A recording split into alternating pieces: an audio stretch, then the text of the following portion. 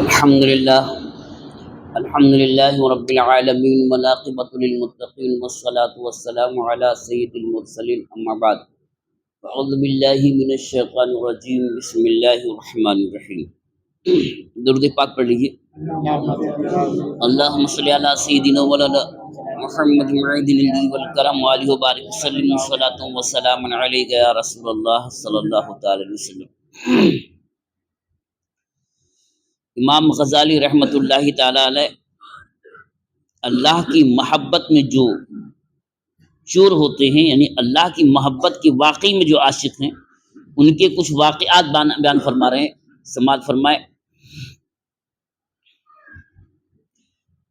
منقول ہے کہ ایک دفعہ بازار میں آگ لگ گئی تو حضرت سیدنا سری سقطی رحمۃ اللہ تعالی علیہ کو بتایا گیا کہ بازار جل گیا اور آپ کی دکان بچ گئی۔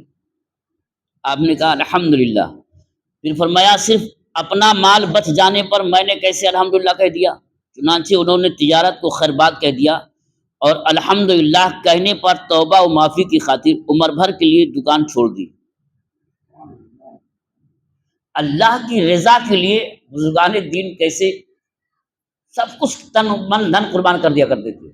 اب ظاہر سی بات ہے بازار میں آگ لگی ہے اور آپ کی دکان بچ گئی، اس پر فطری طور پر اللہ کا شکر ادا کرے گا۔ انہوں نے کہا کہ میں نے یہ کیسے کر دیا، لوگوں کی جل گئی اور میری بچ گئی، میری کیوں نہیں جلی؟ تو آپ نے دکان ہی چھوڑ دیا اس کے بعد سے۔ بس اگر تم ان حکایات میں غور کرو گے تو یقیناً جان لو گے کہ خواہشات کی مخالف باتوں میں رضا محال نہیں، بلکہ وہ تو اہل دین کے مقامات میں سے ایک بڑا مقام ہے۔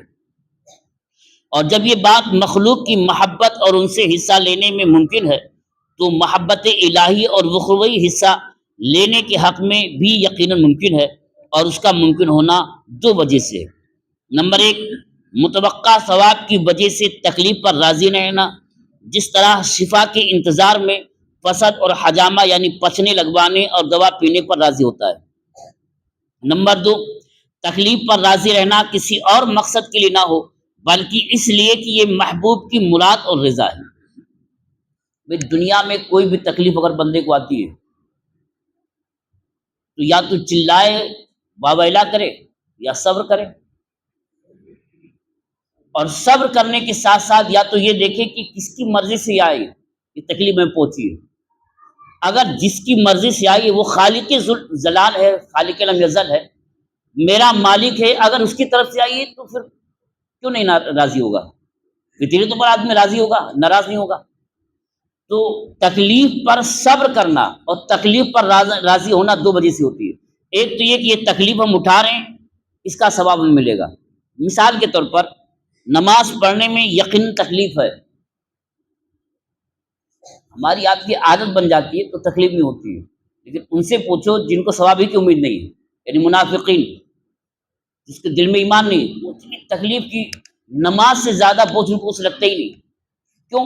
اس لیے کہ گھر سے آنا ہے، اٹھنا بیٹھنا ہے اور جھکنا ہے اور سر رکھنا ہے، یہ سب بے مقصد ان کو ہے، کوئی فائدہ ہی نہیں ہے۔ اور ہمارے نزدیک یہ کہ ہر قدم پر ایک گناہ مٹتا ہے، ایک نیکی ملتی ہے اور ایک درجہ بلند ہوتا ہے آنے سے جانے تک۔ اور نیت باندھے تو اللہ کا حکم ہوتا ہے کہ فرشتے اس کے گناہ کو اٹھا لو۔ اب جتنے بھی گناہ کی گٹھری ہے وہ پورا اٹھائے ہوئے فرشتے اٹھائے رہتے ہیں، اور نماز پڑھتا ہے، سلام پھیرتا ہے، پھر فرشتے کہتے ہیں مولا اب اس کے گناہ کا کیا حکم ہے، کیا اس کے گناہوں کا بوجھ اس کے سر پہ ڈال دوں؟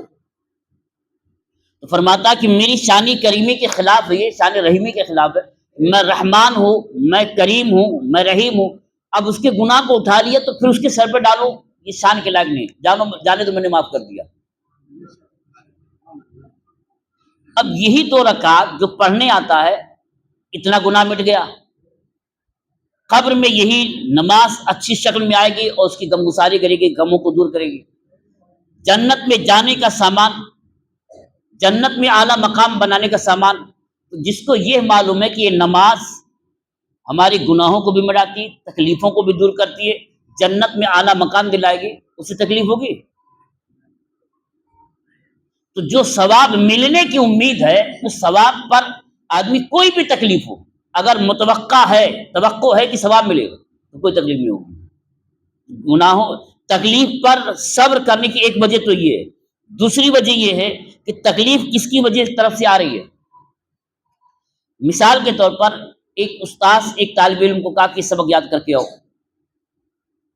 یاد نہیں کر کے آیا، ایک دن چھوڑ دیا، 2 دن چھوڑ دیا، 3 دن چھوڑ دیا، پورے 1 مہینہ سبق یاد نہیں کیا، وہی سبق اٹکا ہوا ہے۔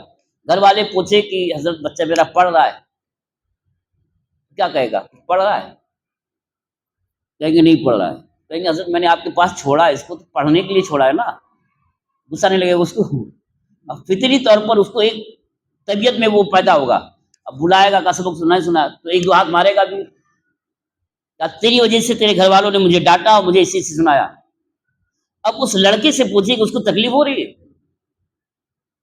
اگر ہوش ہے اس کے اندر ذرا برابر، کہے گا کہ میرے استاذ نے اگر مارا ہے میرے بھلے کے لیے مارا، اور اس مار میں ہمیں کوئی تکلیف نہیں ہے۔ اگر کوئی یہ سمجھتا ہے تو یہ مار آئی کس کی طرف سے؟ اب یہی حال تکلیف ہے، وہ تھوڑا سا سوچ لے کہ اس کو یہ بیماری ہے، یہ کھانے میں تکلیف ہے، یا فلاں چیز میں تکلیف ہے، یہ آئی کس کی وجہ سے ہے؟ اپنے آپ آئی ہے یا میرے ہاں لانے سے لائی کہ اللہ نے خود دیا ہے؟ جب بندہ کے دماغ میں ایک بات بیٹھ جائے گی کہ خالق لم یزل نے پیدا کیا ہے اور بیماری اس لیے پیدا کی بندہ مجھ سے غافل نہ ہو، بیماری ہوگی تو ہمیشہ دعا کرے گا، اے اللہ یہ دور ہو جائے، اے اللہ وہ دور ہو جائے، چاہے نہ چاہے اس کو یاد کرتا رہے گا۔ حضرت موسیٰ علیہ السلام نے کہا تو مولا صرف آرام ہوتا، تکلیف نہیں ہوتی، صرف جنت ہوتی، دنیا نہیں ہوتی، جہنم نہیں ہوتی، اور صرف صحت ہی ہوتی، بیماری نہیں ہوتی، کئی طرح کی اس طرح کی دعا کیا، کتنا اچھا ہوتا۔ تو وہی نازل ہوئی کہ اگر بیماری نہیں ہوتی تو مجھے کون یاد کرتا، بھوک نہیں ہوتی تو مجھے کون پوچھتا، جنت نہیں بناتا اور جہنم نہیں بناتا تو مجھ سے ڈرتا کون؟ ہر چیز میں حکمت ہے۔ تو یہی بتا رہے ہیں کہ تکلیف آنے پر تکلیف پر راضی رہنا اور تکلیف پر صبر کرنا 2 وجہ سے ہوتا ہے۔ جس آدمی کے دماغ میں یہی بات نہیں ہے کہ تکلیف کس کی وجہ سے آئی ہے، تو فوراً وہ واویلا کرنا شروع کر دیتا ہے۔ آپ نے سنا ہوگا کسی کا کوئی انتقال ہو جائے یا کوئی چوری ہو جائے تو مرد ہو یا عورت کہیں کہیں ایسے دھاڑے مارتے ہوئے نظر آئے کہ ہم نے کیا گناہ کیا تھا کہ میرا چھن گیا، ہم نے کیا گناہ کیا تھا کہ میرا ہی لے لیا، میرا ہی کیوں لیا، دوسرے کا کیوں؟ نعوذ باللہ من ذلک، سب کفری جملے ہوتے ہیں، اس سے آدمی کافر ہو جاتا ہے، مسلمان ہی نہیں رہتا ہے۔ تو نماز پڑھ کر کے بھی کہیں کہیں آدمی کافر ہو جاتا ہے، نماز پڑھ رہا ہے، روزے رکھ رہا ہے، تھوڑی سی تکلیف پہنچی، اب مچھر نے کاٹا، حدیث پاک میں اگر مچھر کاٹے تو اس پر بھی ثواب ملتا ہے۔ آپ جا رہے ہیں، کوئی چیز پیر سے ٹکرا جائے اور پیر میں چوٹ لگ جائے، اس تکلیف پر بھی آپ کو ثواب ملے گا۔ تو جب یہ بندہ جانتا کہ اس تکلیف پر مجھے ثواب ہے اور پھر یہ تکلیف میری وجہ سے نہیں ہے، میرے رب نے دیا ہے، ناراض ہوگا؟ صبر بھی کرے گا، رضا بھی کرے گا، ثواب بھی ملے گی۔ لیکن نہیں آتا تو پتھر کو بھی گالی دیتے ہوئے سنا میں نے، لوہے کو بھی گالی دیتے ہوئے میں نے سنا ہے، جانور کو گالی دیتے ہوئے سنا ہے۔ کئی آدمی جو ہے دیکھا کہ جانور کو مار رہے ہیں، بہت بری بری گالیاں دے رہے ہیں، اس بیچارے نے کیا کیا ہے؟ تکلیف پر صبر نہ ہونا یا راضی نہ ہونا 2 وجہ سے ہوتا ہے۔ ایک تو یہ جانتا نہیں ہے کہ کس کی وجہ سے ہے، اور دوسری وہ کہ اس میں ثواب کیا ہے۔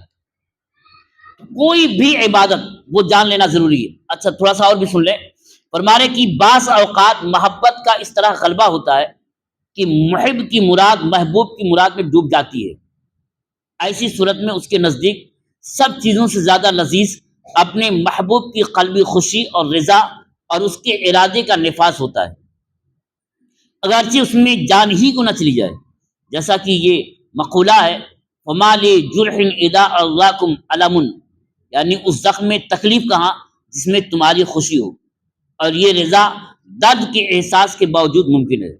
کبھی محبت اس طرح غالب ہوتی ہے کہ ادراک تکلیف سے مدہوش کر دیتی ہے، چنانچہ قیاس، تجربہ اور مشاہدہ ایسی حالت کے وجود پر دلالت کرتے ہیں، اس لیے جو اپنے اندر ایسی حالت نہ پائے اسے اس کا انکار نہیں کرنا چاہیے، کیونکہ اس کے نہ پائے جانے کی وجہ یہ ہے کہ اس کا سبب نہیں پایا گیا، اور سبب محبت کی ذاتی ہے اور جس نے محبت کا مزہ نہیں چکھا وہ اس کے عجائبات کو بھی نہیں پہچانتا۔